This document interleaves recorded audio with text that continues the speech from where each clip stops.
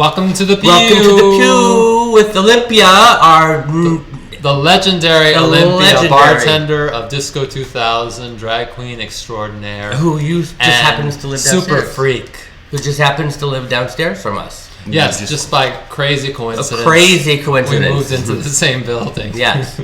So Olympia's in Disco Bloodbath, right? Olympia's, or no? You're not in the. Are you in the book? Are you in James's book? Have you read it? No. Yeah. But no, I'm not. I don't think so. No. So there goes all those questions. Sorry, James. I think some characters were in the movie. That's the movie was made from that, right? Yes, Party Monster. The movie was made from James's book. So I don't know if but I know there's a couple characters in the movie that were fashioned from me. Like who? It slips my mind. Wow, I really couldn't say my point. Well, first of all, if characters were fashioned after you, you have to describe to our viewers what your character was at Disco 2000. How would you describe the character? Well, I was a crazy drag queen. Now what they that's now putting it mildly. Yeah, now they would call me a drag artist because of all the. I paint is like painting. Olympia was sort of like a cross between Bozo the Clown and Ronald McDonald and Divine, and with eyebrows up to here and 5 wigs and radiator. I mean, hubcaps around her. I mean, just like things. Well, it showed up more because I brought the black light at all the bars. And she would have. It was like an explosion at the Mardi Gras parade. Yes, like beads and electric wands and fans and all sticking out of her wig. Yeah, and it almost was like she would just walk around the house and pick whatever she's on the table and just add it onto her outfit somehow. Is that what you did? I mean, well, we have pictures. Are we going to show pictures? Yes, we're showing. Yes, we will show. Well, then you're seeing pictures while we talk. But the thing that really interested me and kind of made me want to always hire Olympia and Tati at Disco 2000 and the other clubs was because they were such characters, the kind that make New York City so fabulous, that you don't find in other cities. And they lived it 24 hours a day. Mm-hmm. I mean, they were not posers at all. I mean, whatever they were at the club, they were at the house, and sometimes even more so. Tell us about Gugu and Gaga. Well, Tati was Russian. Tati is Russian, and when we first started hanging out, she, I remember we were having a talk once about babies and how the sounds they make, and she was telling me in Russia how they describe the babies and how they speak baby talk. I said, well, here in America, people talk about the babies go goo goo gaga, and she thought it was so funny. Well, one of you was Goo Goo and one of you was Gaga. And then we just were saying it. She said, how do you say it? Goo goo? And I say Gaga.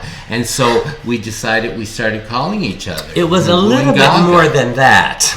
Because I remember going over to your house. I mean, it got to the point where you became Goo Goo and Gaga. I would go over to the house, and you would be in, a playpen in diapers with a rattle, and Tati drinking from a baby bottle, and No, there was a period. Yeah. The playpen was just one. I think we found it in the garbage. No. You hired us. It gets better and better. Freeze and I sat in the playpen during one of your installations. Yeah, so it was just recycling, basically. And that was only one time we had that playpen for a short while. But the baby bottles I used when I had to give up smoking, I got an ulcer. And but the baby bottles were filled with vodka and champagne, no? Well, yeah, not for me.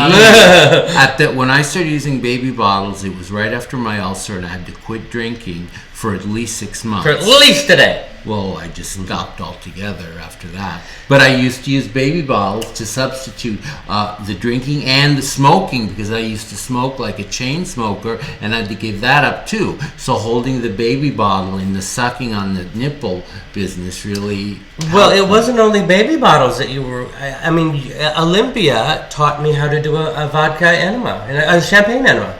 Remember the champagne enemas? You don't remember the champagne enemas? Well, I remember the champagne enemas. We would go over to the house, and they would... I thought it all was- of douchebags, remember? that. What? That what? Oh. You're making it up. We'll be back in a minute. And now a word from our sponsor. What's in, what's out, what it's all about. I know what the kids are like. What's good, what's bad. Welcome back to the pew. Welcome back to Welcome the back. great debate on liquor enemas. Yes, and Olympia's memory seems to have been jogged.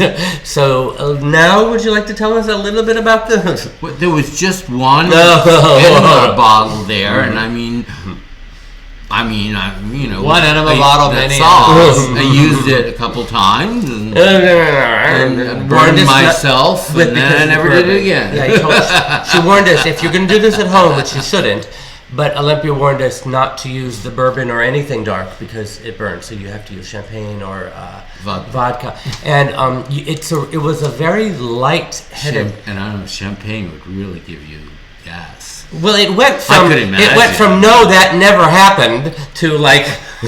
Oh, it's gonna give you so much gas. Yeah, but you don't. But you feel drunk without getting that bloated feeling that you've drank a lot of alcohol. Oh. You know?